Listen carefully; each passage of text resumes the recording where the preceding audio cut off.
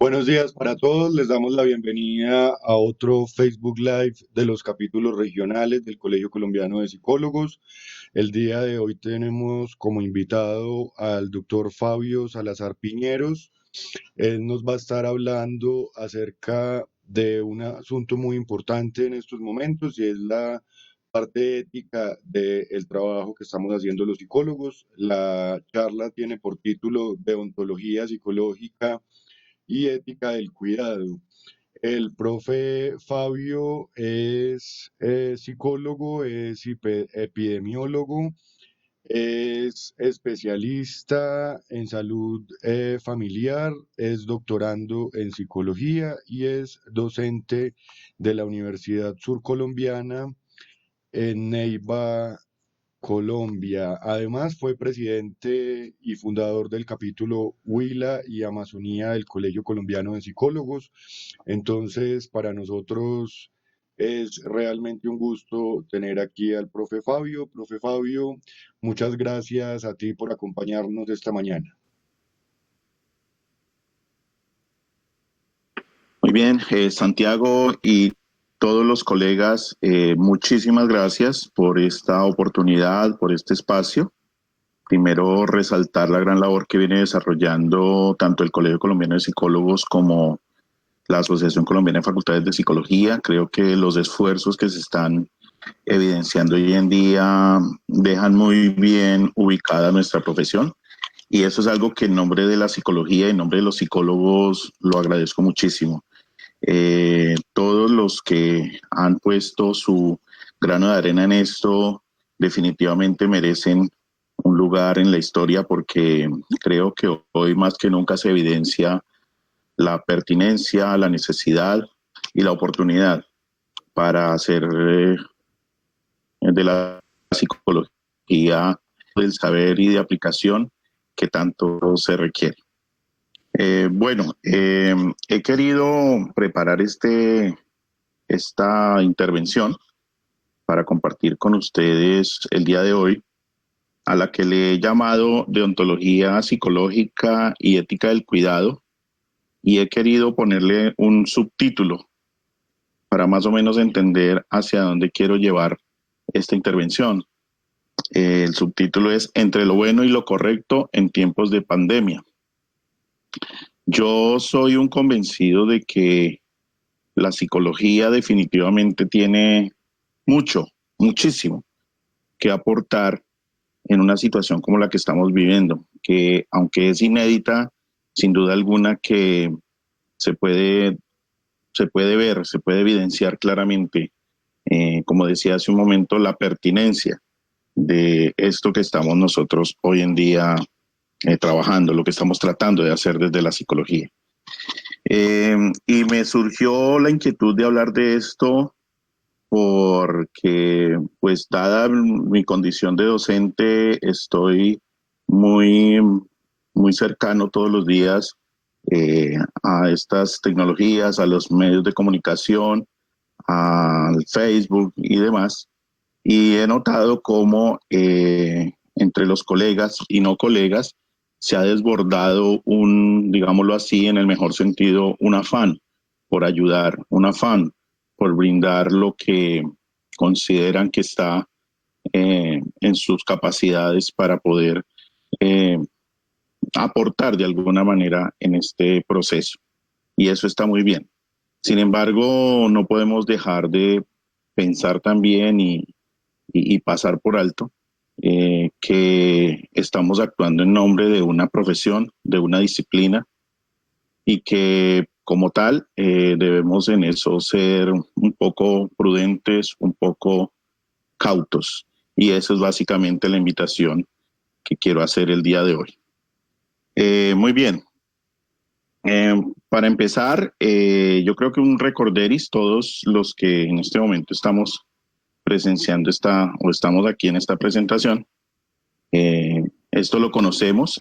Debo aclarar antes que todo, de pronto el título de la intervención es un poco rimbombante y quiero dejar claro que bajo ninguna circunstancia pretendo eh, asumir el rol que ya también ganado y también ejecutado lo tienen los tribunales deontológicos y bioéticos de la psicología, que hacen un maravilloso trabajo. Tampoco pretendo con esto hacer un tratado profundo sobre filosofía, ética y valores, tampoco. Simplemente quiero es hacerles partícipes de algunas de mis reflexiones con base en lo que he venido observando, no solamente en estos tiempos de encierro, de confinamiento, de crisis, sino a lo largo de mi labor, tanto en el ámbito investigativo como docente, pero también y muy especialmente en el ámbito gremial, porque he estado muy cercano al Colegio Colombiano de Psicólogos durante muchísimos años. Entonces, básicamente esto es una serie de reflexiones y no pretendo con esto, como decía, hacer un tratado, un discurso sobre temas que sin duda alguna hay otras personas mucho mejor preparadas y con más autoridad que yo para hablar de esto. Pero bueno, de todos modos esto es, para comenzar, la psicología en Colombia, el título de esta primera o segunda diapositiva, básicamente recordar un poquitito aquello que nos rige por el simple hecho, como si fuera simple, el simple hecho de haber obtenido nuestro título de psicólogos. A nosotros como psicólogos nos rige una ley en el país que fue promulgada desde el año 2006 y es la ley 1090. Dicha ley establece la psicología, la plantea como lo que yo le digo una doble militancia. Es decir, por un lado se concibe como una ciencia social y humana, eso está establecido en el artículo 12, y por otro lado como una ciencia de la salud, que está establecido en el artículo 1, en el artículo 1 de la ley 1090. Por tal razón, esa doble militancia nos obliga también a que debemos ajustarnos a las normas que rigen tanto unas como las otras, tanto las ciencias sociales como las ciencias de la salud. Por ejemplo, y lo menciono aquí en la segunda viñeta, la ley 1164 de 2007, que es la que dictamina todo lo relacionado con el talento humano en salud. Además que de otra serie de elementos para nosotros ejercer la psicología en el país, pues obviamente debemos contar con la tarjeta profesional que es expedida por el Colegio Colombiano de Psicólogos. Hay una excepción allí, pero bueno, no lo voy a hacer aquí esa parte, no voy a profundizar ahí porque de todos modos todos ya lo sabemos y si no, basta con el revisar la ley 1090. Sea esta también una oportunidad para quienes no la han revisado, no la han revisado hace poco, no la han recordado, entonces para que la vuelvan a mirar, porque nunca está de más darle una miradita. Muy bien. Eso era como para comenzar y acordarnos que nos rigen algunas leyes, algunas normas. Pero de todos modos, para poder ir ya entrándonos en materia, he querido aclarar algunos conceptos que para algunos han podido resultar eventualmente confusos.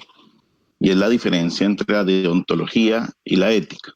¿Cuándo hablamos de la ética? He tomado aquí algunos parafraseos y algunas tomas, algunas citas textuales de varias fuentes, especialmente diccionarios y demás. Y dice, la ética es el estudio del bien y el mal y sus relaciones con el comportamiento. Otra definición textual dice, el ser humano tiene libertad, es decir, es dueño de sus acciones. Cualquier persona puede decidir entre hacer el bien o el mal. Y en este caso, lo que nos está tratando de decir esta frase es que cada quien define, cada quien escoge entre hacer el bien y el mal, y esa es su propia ética. Y hacia allí es donde va encaminado el concepto de ética. La ética yo la escojo, la ética yo la defino desde mi propio pecunio, motu propio. La ética no es coactiva, ya que no impone castigos legales. La ética, como decía, es algo que yo elijo. El psicólogo actúa éticamente por cuanto es en tanto persona, es decir, basado en sus propios principios. Y en eso hay que entender que ser un buen psicólogo incluye también actuar éticamente, pero lo ético no tiene la directa relación con el ejercicio profesional, sino con el ejercicio humano. Si bien se recomiendan unos principios a considerar, su autorregulación será la que permita actuar en beneficio de sus usuarios. Más adelante voy a recordar algunos principios éticos que son ya universales y que, como se dice acá, pues son de elección de la propia persona. Sin embargo, es esperable por parte de cualquier profesional, en este caso del psicólogo, que los manifieste, que los ejerza. Bueno, eso por un lado. Enseguida tenemos ya las definiciones relacionadas con la deontología para poder trazar una línea divisoria. En este caso, la deontología, también he tomado algunas definiciones textuales y algunos parafraseos que nos mencionan que la deontología, según la Real Academia de la Lengua, es la ciencia o tratado de los deberes. Aquí ya aparece la palabra deber. Y el deber ya está relacionado con normas, con cumplimiento. Es la ciencia o tratado de los deberes o normas éticas, en especial si conciernen al profesional de una rama determinada. Por eso es que en las distintas profesiones se crean códigos deontológicos. Dice la tercera viñeta orientada al deber, que a su vez debe estar en contacto con lo bueno, exigible a los profesionales, además de normas y códigos. Exige actuaciones específicas sobre mínimos obligatorios establecidos, es aprobada por un colectivo de profesionales. En este caso, para el caso particular de la psicología, la misma ley 1090, lo cual a mí me parece afortunado que la ley, además de establecer el ejercicio, reglamentar el ejercicio profesional de la psicología, también incluyera en el mismo texto de la ley el código deontológico. Digo que es favorable porque el que tenga fuerza de ley hace que definitivamente sea, pues obviamente de obligatorio cumplimiento, pero que tiene un nivel superior, digámoslo así. Cuando lo ponemos en términos de leyes, eso le da un nivel superior desde lo legal. Entonces, como decía, en Colombia, pues el código deontológico, es decir, lo que nos rige, lo que debemos hacer, fíjense que tiene que ver con los deberes, lo que debemos hacer está establecido en la ley 1090, en el código deontológico. Muy bien. Ahora bien, como decía, mucho de esto obedece a mis algunas reflexiones en el ejercicio que llevo de varios años en la docencia y en lo gremial. Y he tomado 6 viñetas acerca de lo que observo y lo que he concluido que es la infortunada tradición de la práctica psicológica. Y me refiero a esto desde como la infortunada tradición de la práctica psicológica por lo siguiente. Cuando nos formamos, cuando entramos a primer semestre allá en la universidad y vemos en el futuro a los 5 años, yo quisiera ser como tal o cual profesor, a veces lo decimos así, otras veces no nos queremos parecer a ninguno de ellos, etcétera, pero siempre estamos pensando en ser unos excelentes profesionales. Yo creo que nadie ingresa a estudiar una carrera para decir voy a ser un mal profesional. Todos tenemos la firme intención de ser excelentes. Lamentablemente una vez recibimos nuestro cartón, como yo le digo a mis estudiantes, el octavo de cartulina. Hay esos propósitos, esas buenas intenciones, parece que se nos fueran olvidando y entonces empezamos a encontrar cómo por delante nuestro empiezan a transitar colegas para quienes el ejercicio de la psicología puede darse a través de algunas de estas prácticas. Ojalá no sea el caso de ustedes. Yo lamentablemente tengo que decir que he visto muchos casos de estos. Colegas para quienes el ejercicio de la psicología se concentra en aplicar técnicas paliativas. Le llamo aquí técnicas paliativas como cualquier técnica o cualquier ejercicio que se hace con el fin de reducir el malestar de una manera más bien momentánea.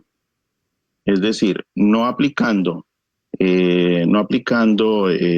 los saberes basados en evidencia que permitan llevar en lo posible a una resolución radical de las problemáticas que presenta el usuario. En este caso voy a hablar de usuario como cualquier usuario, cualquier consumidor de la psicología, no solamente desde la psicología clínica, cualquier campo de la psicología, por supuesto que debe estar encaminado hacia el bienestar del usuario.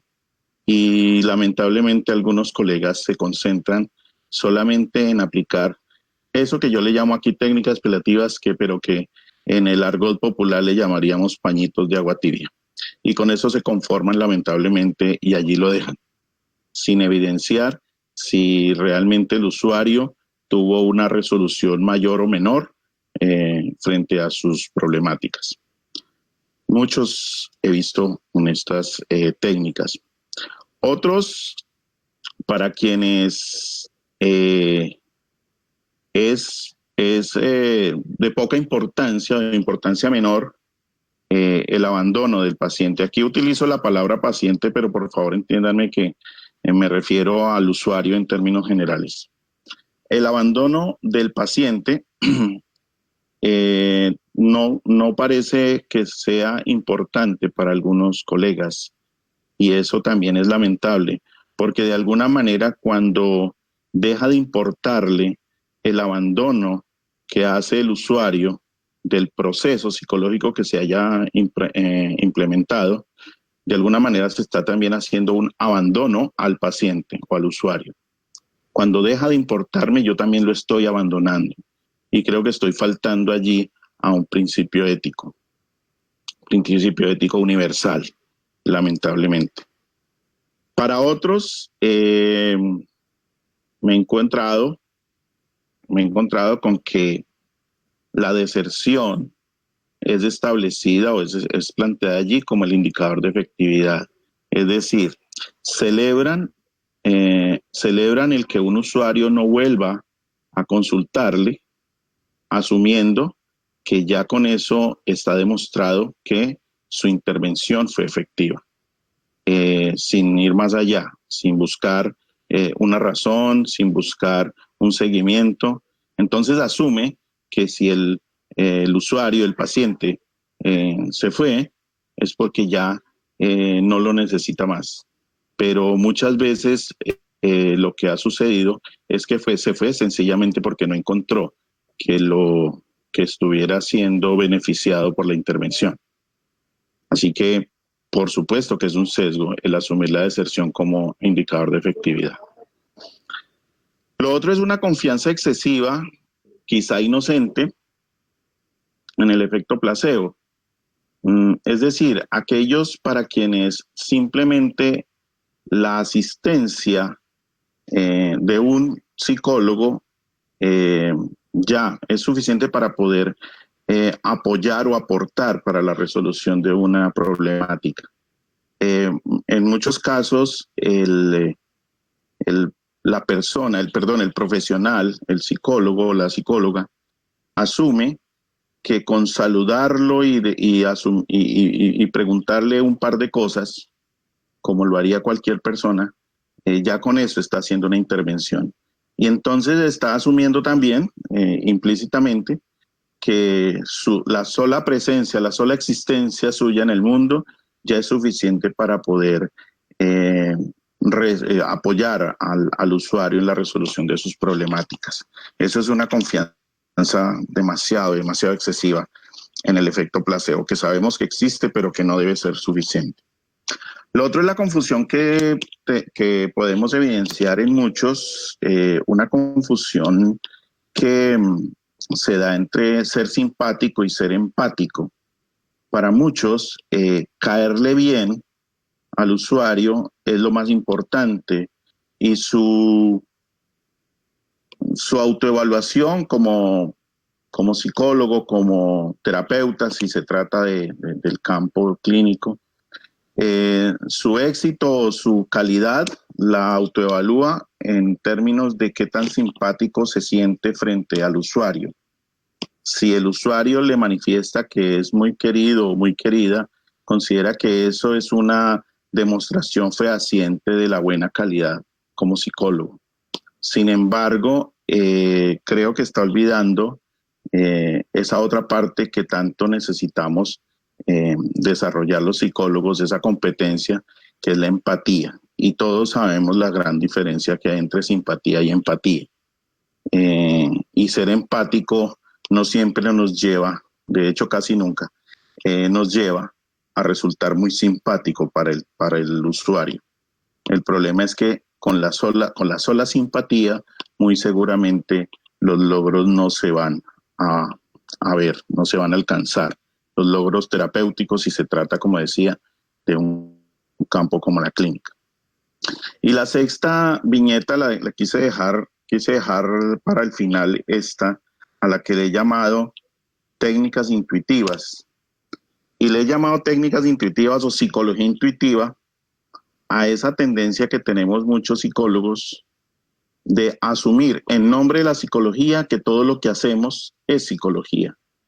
Es decir, si yo hablo con alguien, asumo que ya eso basta para demostrar que eso es la psicología.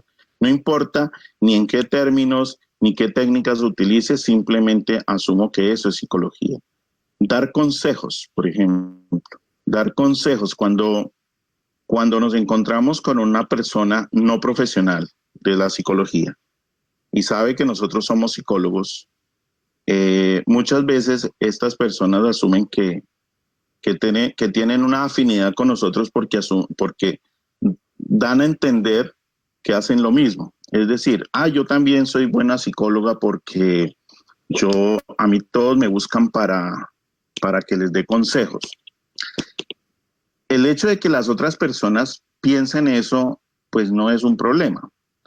Para mí, el problema y grave es que nosotros los psicólogos sí estemos creyendo eso. Y que cuando nosotros, por ejemplo, conversamos acerca de técnicas de intervención, que un colega nos diga que su técnica de intervención es conversar, o que un colega nos diga que su técnica de intervención es darle consejos, pues sabemos que esa parte, no sé, mejor dicho, creo que le faltó leer un poco más, le faltó actualizarse un poco más, porque evidentemente no creo que eso sea la aplicación de la psicología científica. Las técnicas intuitivas yo las llamo a todo aquello que hacemos en nombre de la psicología, pero que no está basado en un manual o en una guía de intervención desde la psicología científica. Entonces, en ese caso, cualquiera puede ser psicólogo, e inclusive puede haber otras personas mejor psicólogas que yo, aún sin haber ido a una facultad de psicología. Esta parte es la que a mí me genera más desconfianza y más inquietud. Esto de las técnicas intuitivas, porque con técnicas intuitivas hoy estamos viendo también desbordado el paisaje con conceptos asociados a todo esto, como el coaching y otros por el estilo, que con el máximo de los respetos, pero que obviamente no obedecen realmente a la tradición psicológica que conocemos. Entonces, ¿qué tal si después de esto no hacemos una autoevaluación? Y le he puesto a esto quiz. Y quiero que cada uno de nosotros, los que estamos aquí presentes, nos hagamos esta serie de preguntas, estas 5 preguntitas, para que miremos a ver cómo nos sentimos en este aspecto. Primera pregunta del quiz o autoquiz. Cualquier intervención que yo haga ante una situación cualquiera, pongamos algo más en contexto, por ejemplo, hoy en día nos consulta a alguien vía teléfono, vía videollamada, para plantearme alguna situación relacionada con su confinamiento o con su situación familiar. La pregunta es, ¿cualquier intervención ha de ser útil? Por supuesto, cada quien se responderá allá en su en su intimidad, ¿qué opina? ¿Cómo respondería a esta pregunta? ¿Cualquier intervención que usted haga ha de ser útil? Bueno, ¿y qué pasa, segunda? ¿Qué pasa si mi usuario, mi paciente, mi consultante no mejora? Y cuando decimos mejora, ahí hay otra clave y es cuáles son los criterios que yo he establecido para poder determinar si hay mejoría o no hay mejoría. Es decir, si voy en el camino de potenciar el bienestar del usuario, ¿qué pasa si mi usuario no mejora? O sea, abandono, remito, ¿qué hago? ¿O sigo insistiendo hasta que mejore a las malas? Tercera pregunta del autoquiz. Y perdóneme porque yo sé que puede sonar un poco ofensiva, pero les ruego que me entiendan el espíritu de esto. ¿Qué me diferencia de la vecina que dice ser una excelente consejera? Es decir, si mi vecina, a quien buscan todos los del barrio, porque es que es una excelente consejera,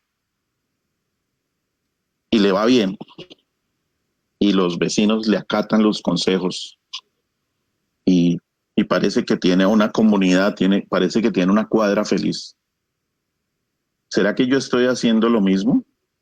¿Cuál es la diferencia? Que yo como psicólogo, o en nombre de la psicología, ejerzo, o las acciones que hago, para poder apoyar y buscar el bienestar de los demás. ¿Será que es mejor consejera mi mamá o es mejor psicóloga mi mamá que no fue a la universidad? Muy bien. El cuarto o la cuarta pregunta del autoquiz. Mi psicología, y por favor fíjense en este resaltado, mi psicología, la de cada uno de nosotros, porque cada uno de nosotros se graduó o se piensa graduar y de alguna manera creará su psicología. Claro, basada en escuelas, basada en modelos, etcétera, etcétera, pero cada quien va a apropiar su psicología. Entonces, esta pregunta va encaminada a que cada uno se ubique, tome posición acerca de la psicología que ha adoptado. Mi psicología está basada en el conocimiento o en la opinión. Y esto aquí quiero detenerme un poquitito, porque lo que vemos es que cuando todo esto surgió, bueno, y desde hace ya bastantes años, tenemos colegas que saben de todo. Bueno, no solamente psicólogos, por supuesto, hay de cualquier otra rama, pero tenemos colegas que saben de todo. Entonces, según las circunstancias son abogados, según las circunstancias son sociólogos, según las circunstancias son inclusive ingenieros. El problema es que dentro de la psicología también suelen tener la tendencia a opinar y opinan asumiendo la verdad. La cosa es que la opinión no es refutable. Entre dos opiniones, ninguna es refutable. Las dos pueden ser verdaderas porque la opinión tiene un componente, tiene una carga de subjetividad que hace que cada quien tenga razón. Pero si la psicología está basada más en el conocimiento sí es refutable. El conocimiento es o no es correcto o incorrecto. La cosa es que cuando nos dedicamos a hacer una psicología desde la opinión, entonces nos hemos acostumbrado a que todos entonces necesitamos tener la razón. Entonces, alguien que hable fuerte puede salir y opinar acerca de algo desde la psicología y se tendrá que asumir que eso es la verdad. El problema es que si llega alguien que también hable fuerte y opine lo contrario, esa también es la verdad. Entonces nos enmarañamos en discusiones que son interminables, pero que al fin de cuentas valdría la pena que preguntáramos cuál es el aporte real que estamos haciendo. Para mí, y en esto obviamente hablo a título absolutamente personal, para mí la psicología ha de basarse en el conocimiento. Años y años y años de construcción de conocimiento no pueden tirarse a la basura desde cuando se prima una perspectiva de la opinión.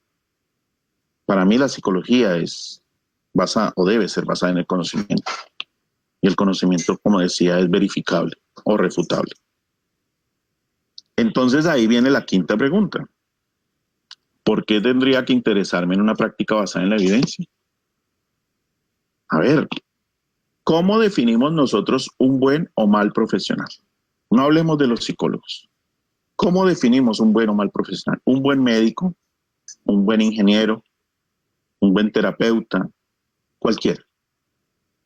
Por lo general, desde nuestra perspectiva de usuarios, nosotros definimos al buen profesional como aquel que tiene las competencias. ¿Para qué? Para ejercer algo, aquello para lo cual se supone que fue formado.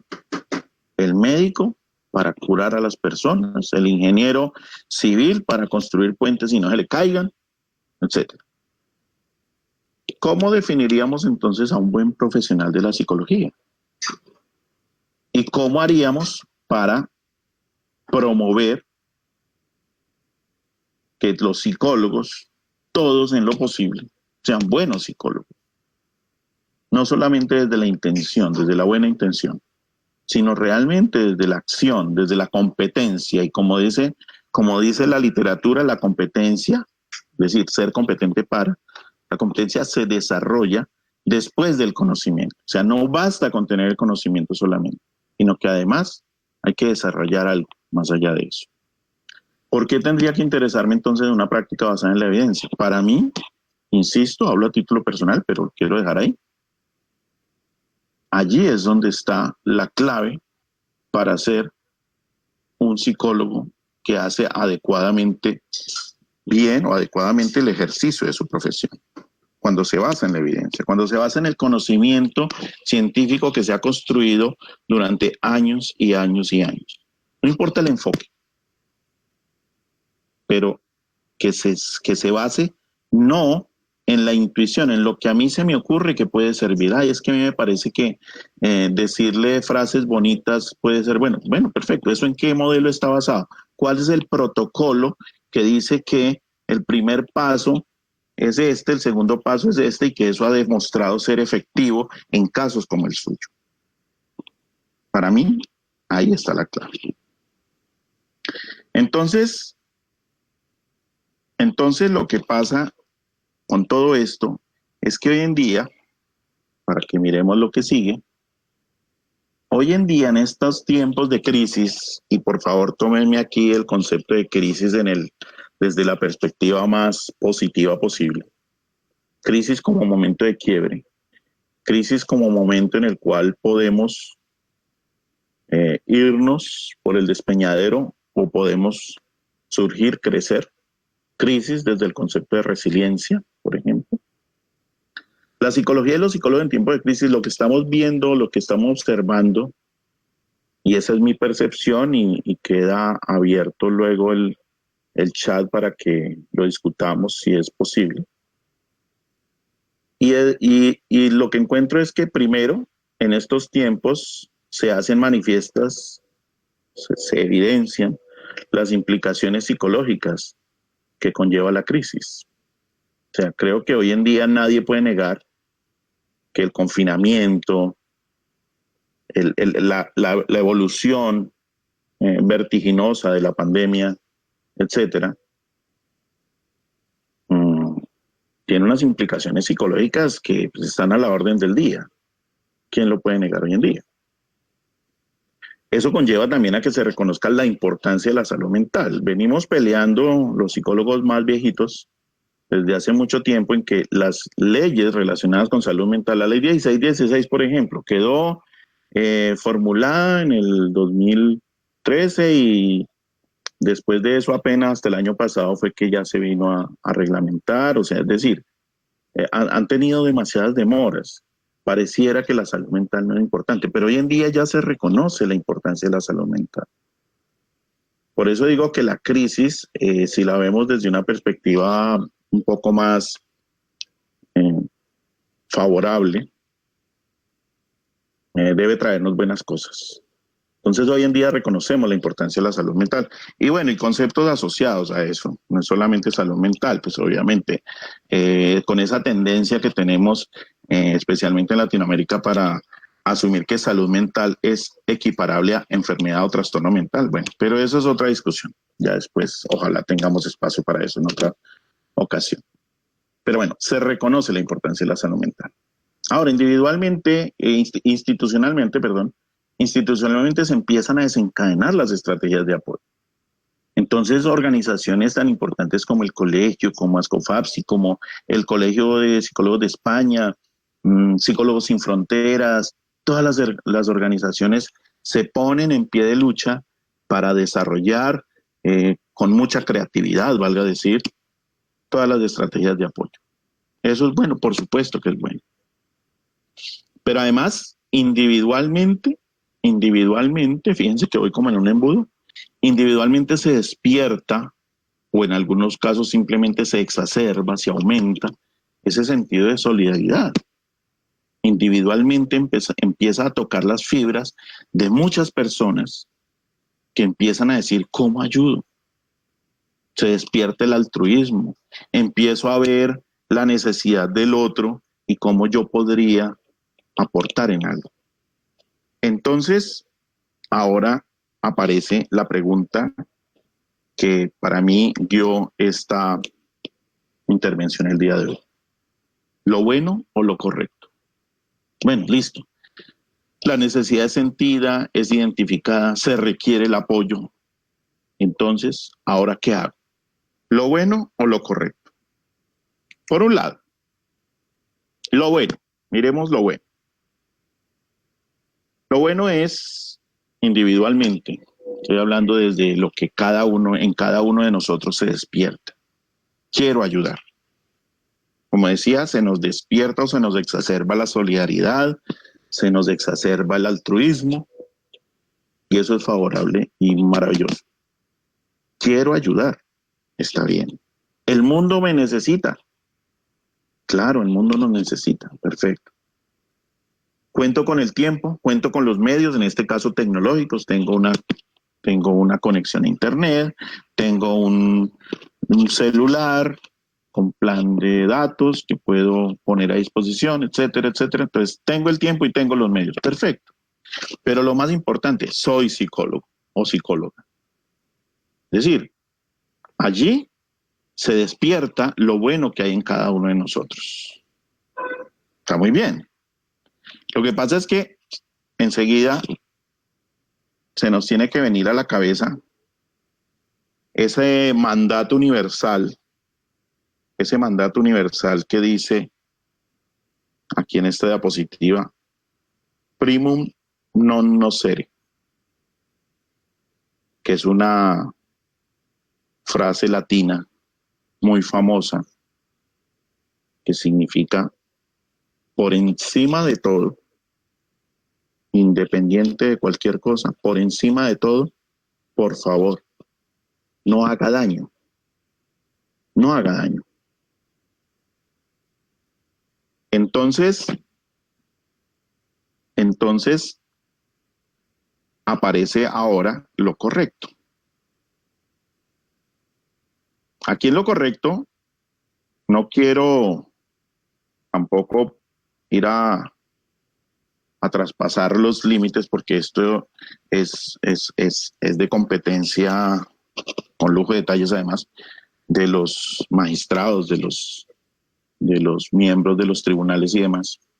Pero digamos que esto está pues ahí explícito en la ley 1090 y solamente menciono una partecita, porque la invitación es a que todos la volvamos a leer.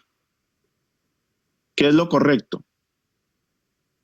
Resulta que la ley 1090 en su artículo 2, que titula de los principios generales, plantea lo que en el ejercicio de la psicología debe primar.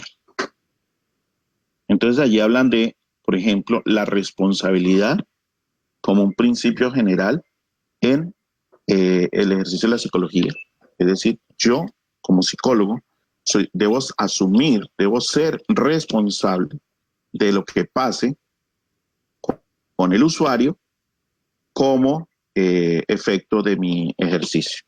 Yo me hago responsable. Debo ser responsable. El segundo numeral habla de la competencia. Y la competencia me encanta. De hecho, estuve a punto de transcribir todo ese apartado aquí, que habla de la competencia, en donde dice que los psicólogos debemos, ante todo, asumir, pues obviamente con responsabilidad, pero con la competencia suficiente para intervenir siempre que yo vea que pueda. Es decir, no debo hacer aquello para lo cual no estoy preparado. No debo hacer aquello para lo cual ya no estoy preparado.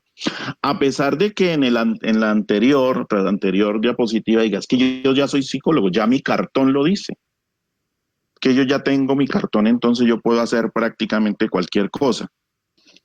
Digamos que el cartón sí en Colombia lo faculta a usted para ejercer la psicología. Pero si nos vamos a esta parte, el principio general de la competencia dice, fórmese. Haga aquello en lo cual usted de verdad tiene una formación, tiene unas competencias suficientes, porque no podemos olvidar, la diapositiva anterior es ese principio de no maleficencia. Por favor, haga lo que haga, principalmente no haga daño. Esa es la parte importante y para eso necesitamos ser competentes. Los demás numerales que los puse allí inclusive con puntos suspensivos, estándares morales y legales, anuncios públicos y demás, que queda ya de tarea para revisar. Pero quería centrarme en esos dos primeros, responsabilidad y competencia. Eso es hacer lo correcto. Lo que quiero decir a esta altura del partido es, no basta con yo querer hacerlo, no basta con que mi solidaridad me lleve a ponerme al servicio de la humanidad. Eso está bien porque es bueno. El problema ¿es correcto hacerlo? ¿Es correcto si no cuento con las competencias suficientes? ¿O he pensado acaso que una intervención que se haga de manera inadecuada podría traer efectos desfavorables para una persona? En una de las diapositivas anteriores mencionaba que había una confianza excesiva o hasta inocente en el efecto placebo. Entonces asumo yo que simplemente con existir, con decir, tranquilo, yo soy psicólogo, cuénteme. Ya con eso, no, debo tener las competencias. Y en esto, por favor, entiéndanme que no quiero criticar de manera destructiva esa buena voluntad, esa gran solidaridad que muchos hemos manifestado. Es solamente que en el nombre de la psicología tenemos que hacer lo correcto además. Es decir, formarnos, ofrecer aquello para lo cual realmente estoy capacitado. Porque entonces puedo cometer daño. La intervención psicológica también, una mala intervención psicológica también puede causar daño. Bueno, enseguida lo que hago básicamente en la próxima diapositiva es recordar algunos principios éticos. Digo algunos porque pues muchos tratados y muchos documentos plantean listados diferentes. Sin embargo, los tribunales, por cierto, hago aquí la cuña, no pagada, por supuesto, y es invitarlos a visitar la página éticapsicológica.org. Creo que es uno de los portales más completos en el mundo, con material a todo nivel sobre el ejercicio ético de la psicología. Es maravilloso, por supuesto. Es creado por los tribunales deontológicos y bioéticos de psicología en Colombia, pero podría aplicar para cualquier parte del mundo. pero además tiene elementos muy didácticos y vale la pena visitarlo. Cierro la cuña. Los tribunales han considerado que los principales principios éticos podrían resumirse en estos 5. Yo no voy a hacer tampoco un tratado de cada uno porque, como dije, la invitación también es a que visiten y que cada uno de nosotros se tome el tiempo de revisar esto. Pero básicamente, en cuanto a los principios éticos, quiero mencionar los 2 primeros muy especialmente, que son el de beneficencia y no maleficencia. Todos debemos buscar en nuestro ejercicio profesional generar el mayor beneficio posible en los usuarios o en las comunidades donde nosotros lleguemos. Como dije aquí, vamos a entender usuarios en el más amplio sentido. Entonces, el principio de beneficencia es todo lo que yo haga o en todo lo que yo haga en nombre de la psicología, debo buscar el beneficio. Y la no maleficencia es el complemento y además evitar el daño. Por eso en muchas partes aparece como principio de beneficencia, no maleficencia, porque son complementarios. Debo buscar el bienestar, pero además evitar el daño, evitar el dolor innecesario. La cosa es que si en mi ejercicio, con la mayor voluntad que yo tenga, no tengo en cuenta que con mi actuar, ya sea que no causo beneficio o ya sea que puedo causar daño, pues estoy faltando a principios éticos. Y entonces ahí no se trata de que vengan los tribunales y entonces me suspendan el ejercicio de la psicología y demás, porque eso no está dado por la deontología solamente. Aquí es acudir también a los principios personales. Como decíamos, la ética es una elección personal, pero es una elección personal que, por supuesto, tiene implicaciones deontológicas, es decir, legales. Bueno, justicia, autonomía e integridad, como dije, también son muy importantes, pero no me voy a detener en ellos porque además no quiero extenderme más de lo necesario. Muy bien, algo que me motivó es esta imagen. Algo que me motivó para traer esta conversación el día de hoy es esta imagen que la compartió. También voy a dar la cuña porque no la puse aquí. Y es que la compartió en Facebook nuestra querida Astrid Triana de las COFAPSE. Entonces yo también la compartí y ahora la traje aquí. Dice, antes de brindar apoyo a alguien, revisa si estás en condiciones de hacerlo. Realmente esta fue la principal motivación para preparar este espacio el día de hoy. Y ¿será que sí estoy en condiciones de hacer el apoyo? Porque si cuando brindo apoyo y no estoy en las condiciones de hacerlo, pues también me estoy causando daño a mí mismo. Por eso es que aquí ahora aparece el concepto de la ética del cuidado. La ética del cuidado, para quienes son seguidores de la obra de Gilligan, Carol Gilligan, pues resultarán bastante familiarizados. De todos modos, eso es un concepto creado por Carol Gilligan, la alumna de Colbert.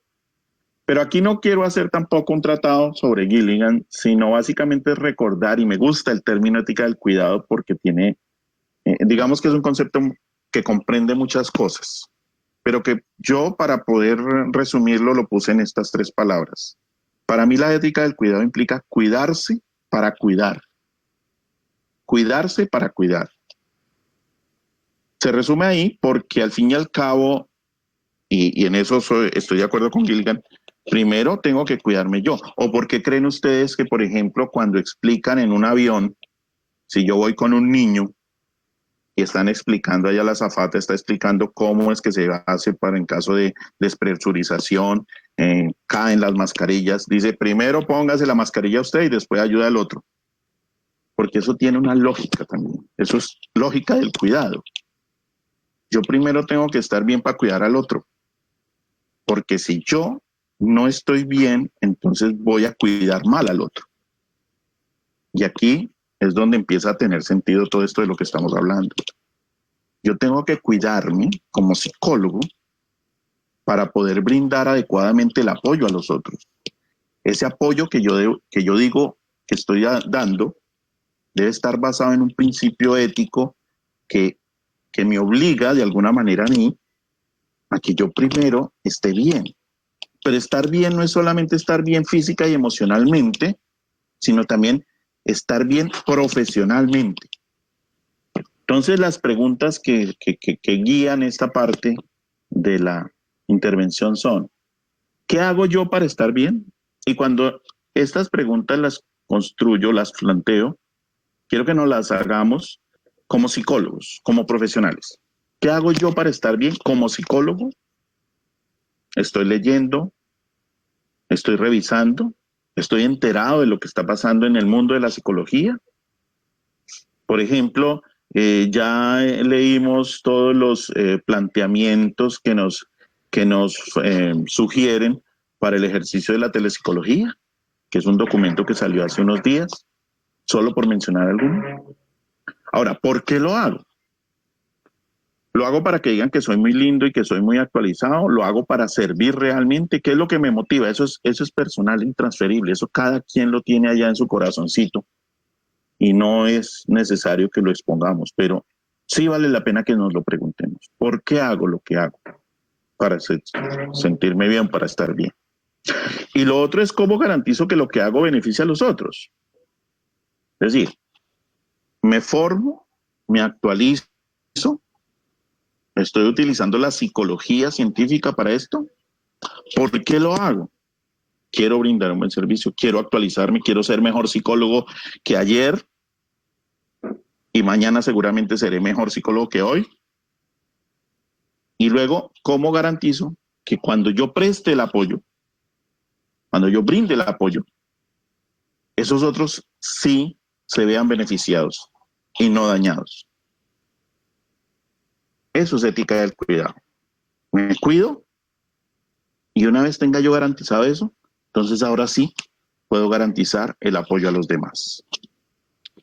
Muy bien, entonces la casi última diapositiva,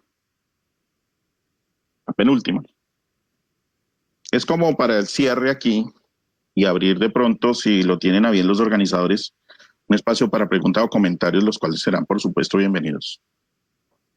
Estas viñetas las planteo no con el fin de que sean exhaustivas, sino simplemente para dejar en el ambiente estas reflexiones que he querido proponer el día de hoy. Lo primero, lo bueno no tiene que reñir con lo correcto. Lo bueno no tiene que reñir con lo correcto. La bondad no tiene que reñir con la legalidad. Yo puedo hacer las dos cosas. Pero a ver, tener la intención de servir está bien, eso es bueno. Pero además tener la obligación de que cuando yo preste o brinde un servicio, lo haga con los mejores estándares. Hombre, lo puedo conjugar y seguramente que eso va a estar perfecto. Entonces lo valioso aquí es hacer coincidir lo bueno y lo correcto. Lo bueno y lo correcto. Tengo que hacer coincidir. Cuidarme también implica formarme, lo decía hace un momento. El que yo me cuide significa no solamente manejar la parte física, la parte emocional, sino también la parte profesional, porque ahí pusimos en juego una dimensión más de nuestro ser. Desarrollarme profesionalmente para brindar lo mejor de mí como persona, pero también como profesional. Eso es cuidarme. Es parte de la ética del cuidado. Y lo otro es algo que se me ocurrió después de ver hace muchos años el efecto mariposa y que me raya la cabeza todo el tiempo. Todo lo que se haga en nombre de la psicología tendrá una repercusión que trascenderá más allá de lo imaginable. Todo lo que yo haga, absolutamente todo, cuando lo hago a nombre de la psicología, es decir, cuando digo, no, yo soy psicólogo y voy y hago cualquier cosa, eso va a tener una repercusión en el futuro, no solamente en mi imagen como psicólogo, es decir, en el orden individual, sino en un orden universal de la psicología, gremial. Por eso es que aquí aparece una vez más el concepto de ética del cuidado, cuidarme para cuidar. Yo me formo y hago un ejercicio adecuado de la psicología porque eso no solamente va a repercutir en mí, sino que va a repercutir en los demás, en todos los psicólogos. Nos gusta sentirnos, y con esta termino, nos gusta sentirnos orgullosos de ser psicólogos. Y publicamos orgullosamente psicólogo, la amada psicología. Son muchos los que publicamos cosas como esas, y eso está muy bien. Me encanta que amemos la psicología, es hermoso. La cosa es, esa psicología que yo amo tanto y de la cual me siento orgulloso, cuando yo actúo en nombre de la psicología, estoy aportando para que pueda seguir sintiéndome orgulloso de esa psicología. Yo les agradezco muchísimo el espacio, su atención, y agradezco sus comentarios. Muy bien, profe. Profe No sé Fabio, si muchas haya... gracias a ti por la intervención. En este momento entonces vamos a dar paso a las preguntas. La primera pregunta nos la envía Tatiana y ella quisiera saber, al inicio de tu presentación mencionabas como algunos de esos errores que podemos cometer los psicólogos, confiarnos del efecto placebo, confiarnos de la buena intención, etcétera. La pregunta es, ¿cómo darnos cuenta de que estamos cayendo en esos errores? Digamos que muchas veces eso se hace precisamente con una muy buena intención y es difícil darnos cuenta que en medio de lo que creemos que es lo correcto, estamos cometiendo un error.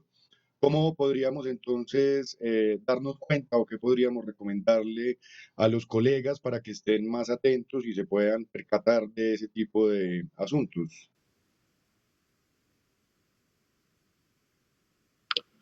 Muchas gracias a Tatiana por su maravillosa pregunta. Se nota que estuvo muy pendiente. A ver, yo creo que una muy buena estrategia es preguntarme todo el tiempo si eso que yo hago lo podría estar haciendo otra persona que no sea psicóloga. De hecho, es algo que yo utilizo. Tal vez eso a veces me genera un poco de estrés, pero no lo planteo con el ánimo de generar estrés en los colegas, ni más faltaba. Pero sí debemos preocuparnos. Es decir, soy amigo de la ansiedad desde el punto de vista adaptativo. Y es, cuando yo ejerzo algo que lo hago en nombre de la psicología, yo digo, a ver, ¿será que esto lo podría estar haciendo igual o mejor bueno, voy a mencionar cualquier profesional, un sociólogo? ¿O lo podría estar haciendo mejor un sofrólogo o un terapeuta psicosocial? Porque si es así, entonces, o sea, si mi respuesta es sí, entonces creo que me estoy desviando. Esa para mí es o sea, para esto no hay una fórmula mágica, ni más faltaba, no pretendo yo pues aquí pontificar al respecto. Pero sí creo que ese autocuestionamiento, el poder estarme preguntando, bueno, ¿qué de lo que yo sé de psicología es lo que estoy aplicando acá? ¿Y qué de lo que estoy aplicando acá podría hacerlo cualquier otra persona? Creo que eso podría resolver un poco ese dilema entre si estoy haciendo psicología profesional, científica, o estoy haciendo una psicología intuitiva. Yo le cuento a mis alumnos generalmente una anécdota que es real y que es muy diciente y que me pasó con una persona donde me fui a peluquear. Y entonces el peluquero, cuando me dijo, pues para tratar de establecer ahí como romper el hielo, me preguntó que qué hacía yo. Yo le dije, yo soy psicólogo, y me dijo el peluquero que éramos colegas. Entonces le dije, bueno, ¿y por qué somos colegas? Dijo, no, porque es que yo soy muy bueno para dar consejos. De ahí me salió la idea de que era mejor psicóloga mi mamá.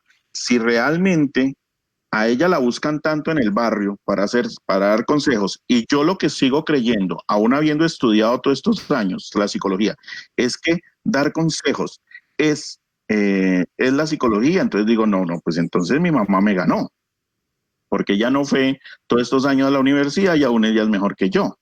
Entonces, en ese sentido, el preguntarme si otro lo estaría haciendo mejor que yo, creo que es una buena forma, aunque como digo, no pretendo con esto que nos llenemos de estrés, pero ese autocuestionamiento ciertamente que nos permite digámoslo así, un nivel de autoexigencia que favorecería mucho en, en buscar, digamos, el camino de la psicología científica, es decir, los aportes del conocimiento científico de la psicología para poder ejecutar mis acciones en nombre de la psicología. Muy bien, profe, muchas gracias. Tenemos otra pregunta de Andrés en el Valle. Él quisiera saber si, como tu opinión acerca de la práctica basada en evidencia, la psicología basada en evidencia y esta idea que pueden tener algunos colegas acerca de la estadística de, digamos, ver a los seres humanos como máquinas o como ratas de laboratorio y quedarnos en esa parte de la estadística. ¿Qué opinas sobre eso y qué podríamos contarle un poco a Andrés acerca de la práctica basada en evidencia al respecto?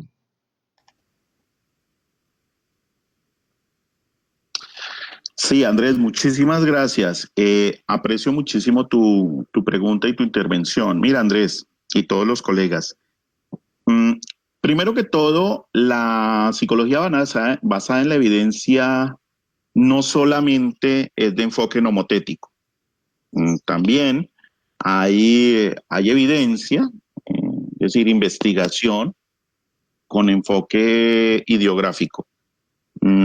Eso, digamos, que nos permite respirar un poco más tranquilos a la hora de entender la legítima discrepancia que existe entre quienes optan por una u otra tendencia cuando se trata de abordar esto de los enfoques en la psicología. Si un enfoque es más de carácter hipotético, inductivo, bueno, eso es algo que realmente, afortunadamente, el avance de las discusiones en torno a esto ya nos ha permitido, digamos, en esta época conciliar mucho más. La evidencia, cuando me refiero a la evidencia en este sentido, entonces, no me acojo única y exclusivamente a la evidencia que nos dan digamos, esas prácticas o esas tendencias nomotéticas o basadas en la estadística y demás, pero sí en lo que yo le llamo el conocimiento científico de la psicología. Y el conocimiento científico de la psicología, desde que se abrió, digamos, esa discusión maravillosa que hay con respecto a la ciencia o las ciencias, ya nos han permitido, por ejemplo, construir conocimiento que está más basado, por ejemplo, en técnicas de tipo cualitativo o inductivas, exploratorias. Eso también es evidencia. Lo que pasa es que contra lo que yo sí peleo, definitivamente, y eso no dejaré de hacerlo, es contra la psicología intuitiva. Esa es la que me cae mal. Y repito, me refiero aquí a la psicología intuitiva, es esa que yo hago porque se me ocurre que eso es lo que hace la psicología, pero no está basada en ningún tipo de conocimiento que se ha construido previamente de una manera sistemática. ¿Cómo se haya construido ese conocimiento?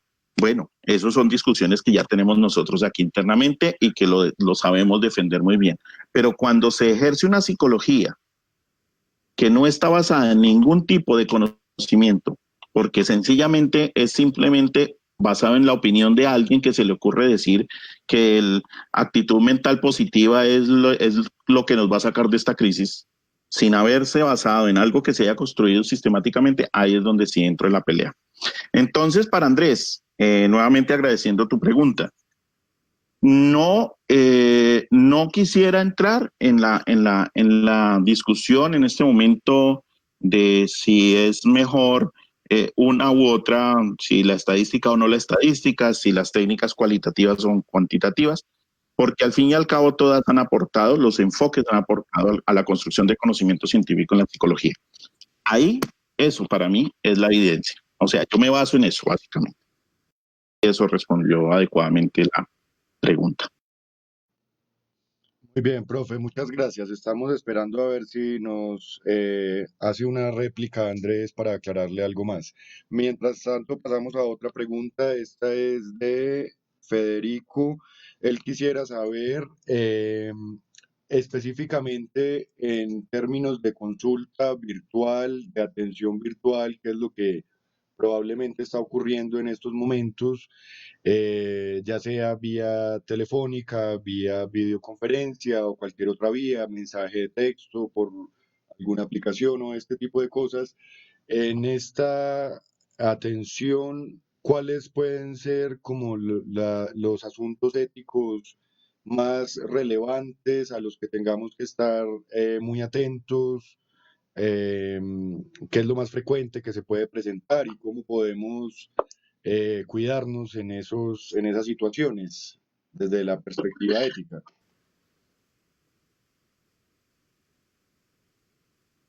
Sí, gracias a Federico por la pregunta. Yo creo que la ética o los principios éticos son transversales, solo que desde el punto de vista técnico, lo que nos presenta, la oportunidad, digamos, que nos presenta hoy estas circunstancias, es que nos tocó sí o sí aprender a manejar todo esto que estamos viviendo, estas tecnologías y demás, y ajustar lo que sabemos hacer, pero ya a través de esto. Estamos hablando de cambiar los canales. Sin embargo, los lineamientos éticos siguen siendo los mismos y deontológicos además. Por ejemplo, ya inclusive hay lineamientos y los invito pues a revisar eso en los portales que hay para el fin. Por ejemplo, vuelvo a hacerle la propaganda a éticapsicológica.org. Pero, por ejemplo, hay unos lineamientos para la telepsicología, para el ejercicio de la telepsicología.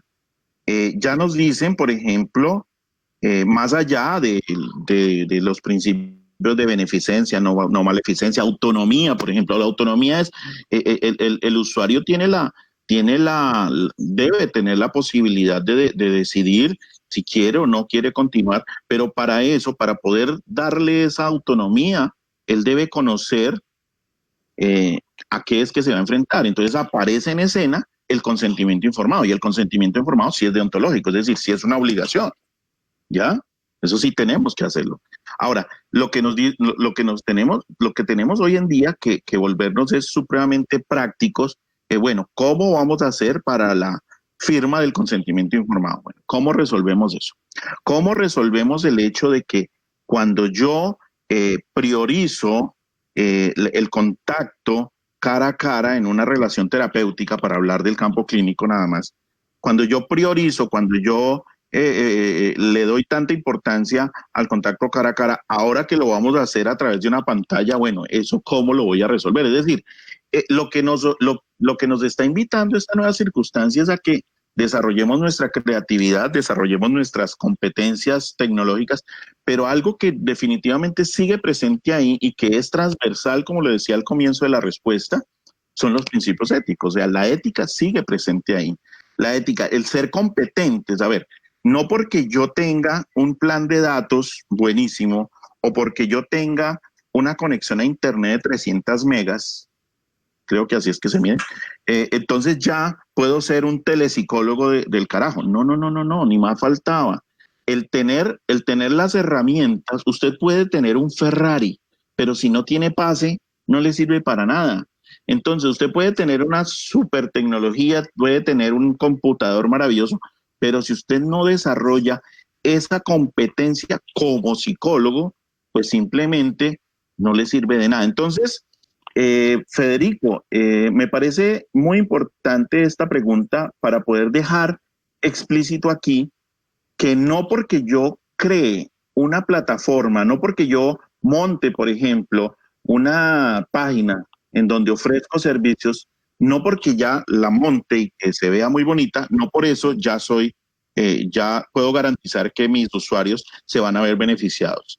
Esta es la invitación para que miremos entonces si yo cuento realmente con las competencias, si me he formado, porque es que lo otro es autoengañarnos y es decir, no, sí, yo soy muy bueno, es que yo escribo rapidísimo en el computador. Entonces, si eso lo considera como ser competente, pues creo que entonces está fallando. Entonces, ¿por qué no revisa, por ejemplo, literatura? ¿Por qué no comparte con otros que ya hayan desarrollado esas competencias a ver qué le pueden aportar?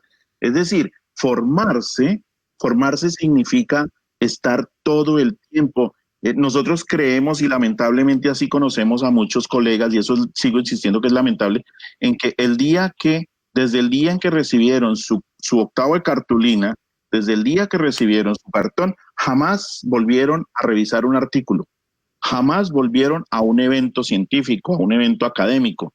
Y eso es absolutamente lamentable, porque entonces, ¿qué respeto le están profesando a la profesión? Entonces allí, lo que yo digo es, la ética es transversal, pero los canales son los que nos invitan hoy en día a adaptar todo lo que ejerzamos. Por ejemplo, el secreto profesional. ¿Qué pasa, por ejemplo, en una videollamada en donde no estoy seguro si el usuario está con más gente? Hoy en día estamos todos reunidos en la casa.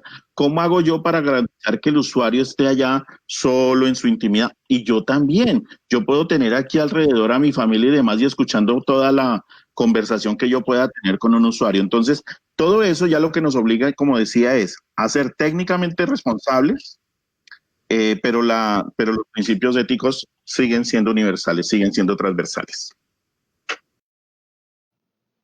Muy bien, profe Elías, desde Cartagena nos plantea una idea y es que la ética, más allá de unas competencias y de una formación en competencias, como lo has dicho, que debe ser rigurosa, piensa que también puede ser vista como una actitud.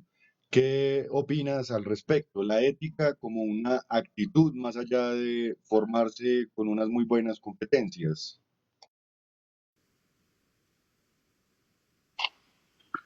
Sí, pues saludo a Elías. Si estoy bien y es desde Cartagena, espero que así sea y que sea mi querido amigo Elías, compañero mío del doctorado. Un abrazo, Elías. Y si no, pues igual también un abrazo para el Elías que nos esté escribiendo. Muchas gracias por estar pendiente de esto. Sí, como decía al comienzo, la ética es una elección.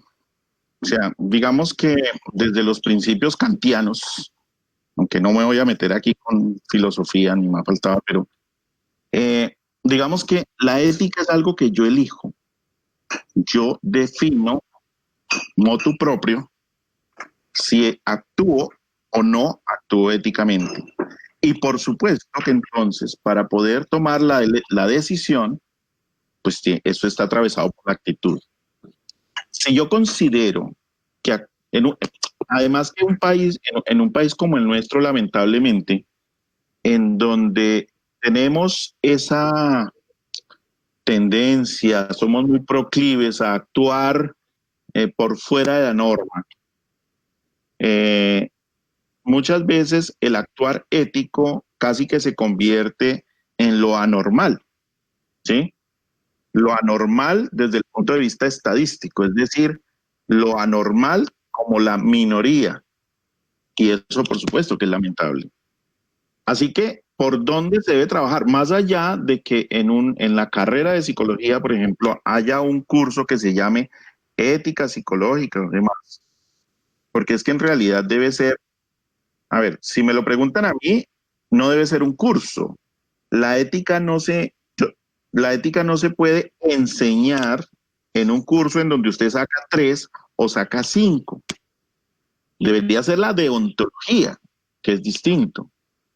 Pero la ética viene de casa y se fortalece precisamente con el actuar, con el mismo actuar del profesor, con el mismo actuar de la institución donde se forma. Eso es, digamos, la ética está atravesada y como le respondía a Federico hace un momento, la ética es transversal, es universal en ese sentido. Entonces, de acuerdo con Elías, por supuesto, es una cuestión de actitud. La actitud está presente allí porque es parte de la elección. Yo no, la ética yo no la puedo obligar, yo no puedo obligar a alguien a actuar éticamente, pero yo espero que en el ejercicio de una profesión como la psicología, pues uno le toque la fibra al colega y le diga, venga, pero haga esto. no actúe así, pero no es porque yo lo esté coaccionando para que lo haga, sino que aspiro a que él, por su propia voluntad, actúe. Entonces, sí, de acuerdo, es una cuestión de actitud. Muy bien, profe. Diana desde Pereira nos pregunta cuáles son esas prácticas de la psicología intuitiva, de la pseudociencia, de la psicología aparente que no está basada en evidencia. Podríamos hacer como una suerte de lista para alertarnos un poco de esas que sabemos que son de este escenario, de este lado. Bueno, Diana, en Pereira, muchísimas gracias por tu comentario y tu pregunta. Bueno, esto de la psicología intuitiva es un término que vengo utilizando hace algunos años y pues debo ser sincero y es que un listado como tal no lo podría aportar en este momento, pero me comprometo a empezar a escribir un poco más de eso. Lo cierto es que cuando ¿cómo defino yo casuísticamente la psicología intuitiva? Porque la defino es más casuísticamente. Defino la psicología intuitiva como todas aquellas acciones que se realizan en nombre de la psicología sin que tengan una base en la investigación psicológica. Entonces, digamos, es como demasiado formal, pero ya para ponerlo más en contexto, ¿cómo nos damos cuenta nosotros si se trata de psicología intuitiva? Primero, lo hace tanto, una acción en particular la hace tanto una persona con formación en psicología como una persona que no la tiene. Es decir, no necesitó ir a estudiar psicología para poder hacer eso. Como caso particular, el tema del consejo o el coaching. Cuando tú miras, Diana, o todos los colegas, cuando tú miras, por ejemplo, los anuncios hoy en día es en Facebook, porque es lo que más miramos, o en general en las páginas. Cuando tú miras, por ejemplo, ofertas de servicios de coaching, y vas y miras la formación de quien se supone que es el coach, y encuentras, por ejemplo, que es generalmente dice empresario o empresaria, dice, bueno, cualquier otra cosa, pero no tiene una formación en psicología, entonces uno dice, bueno, ¿qué está haciendo y qué es lo que vende como coaching? Generalmente lo que venden como coaching son aspectos que se supone que deberían hacer los psicólogos si tuviéramos la formación, pues se supone que tenemos la formación para eso, ¿sí? Entonces ahí estamos haciendo psicología intuitiva. Psicología intuitiva, y voy a decir un caso muy particular que me viene causando un poco de dolor de cabeza, y lo digo con el más profundo respeto, por supuesto, pero también de una manera muy vehemente. Estamos encontrando, casi que todos los días están saliendo en televisión, en los noticieros, estos conceptos de expertos que salen a hablar de la salud mental. Y pasa ya de hablar de la salud mental, hablan de conductas o prácticas para el cuidado de la salud mental. Cuando vamos y miramos quiénes son esos profesionales, entonces aparece sociólogo, psiquiatra, terapeuta ocupacional, lo cual no está mal que lo hagan, pero lo que pasa es que lo que yo me pregunto, y eso lo hago todos los días, es, ¿no somos acaso los psicólogos los que estudiamos, los que nos formamos para eso? ¿Por qué entonces los medios están acudiendo a ellos, a estos otros profesionales, a hablar de un tema que no es necesariamente de su campo de competencia y no nos buscan a nosotros? Bueno, digamos, en un momento de reflexión y de autoflagelación, yo diría, bueno, culpa de nosotros, no nos hemos hecho notar, no le hemos hecho saber al mundo qué es lo que nosotros sí sabemos hacer. Pero siento que de alguna manera muchas personas tienen mucha facilidad para empezar a hablar de temas que son del dominio de la psicología, y a eso es lo que yo le llamo psicología intuitiva. Muy bien, un poco en relación, Sonia, también desde el eje cafetero nos pregunta como acerca de los límites en la misma psicología dentro de las diferentes áreas de aplicación o de ejercicio de la psicología. Ella nos pone un ejemplo muy particular y es el caso de la psicología organizacional. Nos pone el caso de un psicólogo organizacional que es contratado en su empresa como psicólogo organizacional, pero que de pronto por asuntos de esta situación, de la pandemia, el aislamiento, etcétera, le están haciendo consultas como si fuera un psicólogo clínico, por decirlo de alguna manera. Entonces, ¿cómo verías tú ahí esos límites en hablando de las mismas áreas y qué podríamos recomendarle a estos psicólogos que se puedan encontrar en esa situación? Sí, sí. Es muy común esto. De hecho, no solamente en estos momentos de la pandemia, sino en el ejercicio cotidiano. Y es la tendencia a creer, los no psicólogos, generalmente empleadores, la tendencia a creer que el psicólogo es todero. Y de alguna manera, digamos que la ley al establecer, bueno, cuando digo la ley, no solamente la ley 1090, sino la normatividad para la expedición de títulos en psicología, que dice que todos salimos psicólogos generales, por decirlo de alguna manera, entonces se entendería ese psicólogo general como psicólogo todero.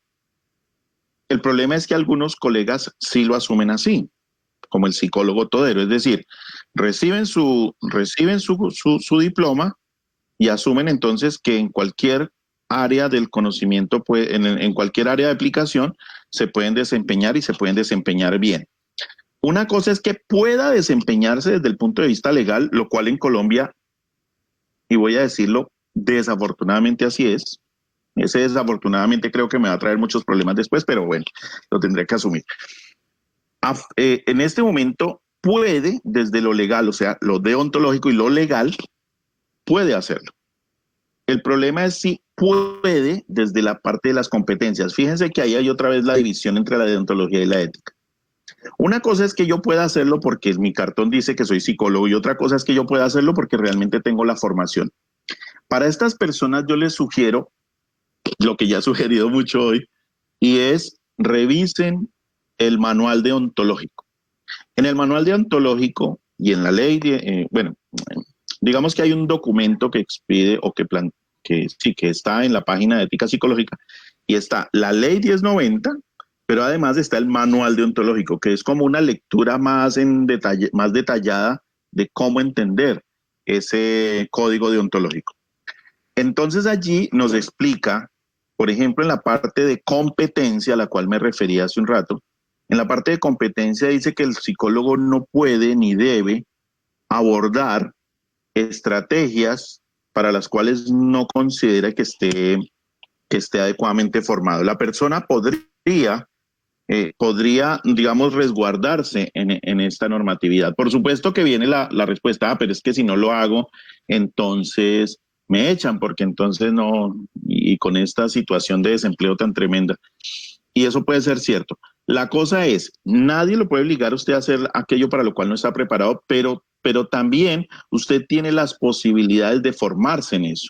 Y cuando digo formarse, no solamente me estoy refiriendo y de manera exclusiva, aunque es ideal, pero no de manera exclusiva, a carreras de posgrado, maestría, especialización y demás. Hay formaciones específicas, hay diplomados, hay cursos cortos. Mire, yo estoy seguro, porque participo en eso, que el Colegio Colombiano de Psicólogos hace esfuerzos permanentemente para la cualificación profesional de todos los psicólogos en el país. Y cuando digo todos, no es solamente los colegiados, sino todos los psicólogos. Ellos desarrollan espacios de formación, inclusive virtual, para que no digan que es que no existe. Hay espacios de formación en donde pueden empezar a adquirir, a desarrollar, a potencializar esas competencias. Entonces, yo siempre digo, en estos casos, pues no pelee necesariamente con el patrón, pero pídale tiempo, dígale, permítame, no tengo la formación, pero le juro que me voy a formar. Yo actuaría de esa manera si me lo preguntaran a mí. Muy bien, profe. Para terminar, la última pregunta que queremos transmitir es de María Hidalides. Ella nos plantea el asunto, la pregunta sobre qué hacer cuando identificamos que un colega o en el caso de las personas que son usuarios de los servicios, identifican que un psicólogo, digamos que no está haciendo ni lo bueno ni lo correcto y está faltando a la ética. ¿Cuál es el paso a seguir? ¿Qué podemos hacer en esos casos? Eh, bueno, eh, es muy importante, aquí aclarar que si se trata de un colega que yo sé que está actuando mal, hay un principio que se llama la lealtad. Y en ese sentido, lo primero que yo debo hacer es comunicarme con él y decirle, porque eventualmente puede estar actuando desde lo bueno, pero no desde lo correcto. Es posible. Ahora, si no está haciendo ni lo bueno ni lo correcto, muy seguramente está en conflicto con la ley y ahí ya eso ya toma otra, digamos, eso toma otro camino porque ya es una cuestión legal. La ley colombiana nos permite que personas que hayan sido afectadas negativamente por la actuación de un profesional puedan hacer las respectivas denuncias ante la autoridad. En este caso, si el daño ha sido, pues digamos, grande, delicado, puede inclusive llegar a las instancias penales. Pero lo que tenemos a la mano, definitivamente, y creo, van a creer que soy aquí embajador de los tribunales deontológicos y no soy, no lo es, no lo soy. No soy el embajador, pero les sigo dando propaganda. Y es que precisamente para eso están los tribunales deontológicos y bioéticos de la psicología en el país. Me van a perdonar que en este momento no tengo el dato exacto de cuántos tribunales hay. Sé que hay en Bogotá, sé que hay en Eje Cafetero, sé que hay en Santander y sé que hay como en la parte de la costa norte. Bueno, yo les pido por favor que revisen para que no me crean esto, pero digamos que los tribunales tienen ya, además de la plataforma, tienen establecido un protocolo para poder presentar las querellas, para poder presentar estas quejas, porque justamente es esa la función de ellos, es identificar si los profesionales de la psicología están actuando por fuera del código deontológico o están transgrediendo algún lineamiento ético y deontológico. Entonces, lo importante es que sepamos, y esto es algo muy importante, los psicólogos seguramente sabemos cuando alguien está actuando por fuera del código deontológico, cuando un colega está actuando por fuera del código deontológico, pero lamentablemente la comunidad en general pareciera que no lo sabe mucho, entonces parece que eso lo normalizan y eso es muy inadecuado para la profesión. Si la gente, si el consumidor potencial de psicología, perdónenme que lo planteé en esos términos, si el consumidor potencial de psicología supiera qué es el buen ejercicio, fácilmente podría denunciar el mal ejercicio y así todos nos pondríamos pilas a hacer bien las cosas. El problema es que como no se conoce, entonces cualquiera va haciendo lo que se le ocurre a nombre de la psicología, psicología intuitiva, y entonces la gente cree que eso es psicología, porque como que hay un analfabetismo generalizado sobre la psicología en la comunidad en general, entonces asumen que eso es la psicología. Entonces es fácil que digan, ah, no, pero es que los psicólogos no hacen sino hablar carreta. Claro, esos que ellos conocen, pero para ellos esa es la psicología. Entonces no saben bien qué es lo que se hace dentro de la psicología científica. Entonces es muy importante dar a conocer, por ejemplo, estos espacios, ética psicológica, los tribunales, que la gente se pueda presentar esas denuncias y demás, hace que los psicólogos nos pongamos en cintura y pensemos 2 o 3 veces antes de ir a actuar de manera imprudente o de manera inadecuada. Muy bien, profe, muchas gracias. Tenemos otras consultas acerca del documento de telepsicología, digamos, como las recomendaciones y los lineamientos que ha establecido el Colegio Colombiano de Psicólogos. Tenemos que recordarles la página web del Colegio Colombiano de Psicólogos. Allí tenemos una parte en arriba, en la parte superior, ustedes van a encontrar un botón rojo que dice COVID-19 y allí pueden entrar a la sección de la página donde están todas las guías, incluyendo la guía de telepsicología que nos han preguntado. También la hemos compartido en las páginas, en Facebook, las páginas de los capítulos regionales y la encuentran en PDF para descargar en la unidad número 2 de la biblioteca virtual de Colchic en Facebook también. Entonces, los invitamos pues a consultar estos recursos no solamente sobre telepsicología, sino todas las guías que ha publicado el Colegio Colombiano de Psicólogos. Luisa Valentina nos hace otra pregunta sobre resiliencia en el ámbito laboral. Esta cuestión la tendremos en cuenta para ver si podemos hacer otra transmisión enfocándonos en estos temas que exceden el tema que tenemos en este momento. Le queremos agradecer nuevamente a Fabio, muy valiosos tus aportes, muchas gracias por tu tiempo.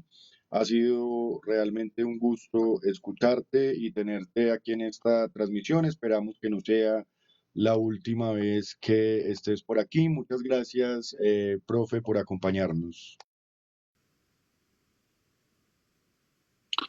Santiago, a ti el agradecimiento, ha sido maravilloso toda tu asistencia y toda tu moderación. A todos los participantes en este espacio les agradezco muchísimo. En realidad hace que valga la pena, hace que valga la pena todo esto. Yo creo que el colegio muestra una vez más su pertinencia y está al día en las necesidades que manifestamos todos los profesionales de la psicología en el país.